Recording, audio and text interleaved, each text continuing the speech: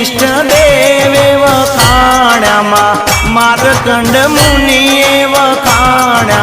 गाई शुभ कविता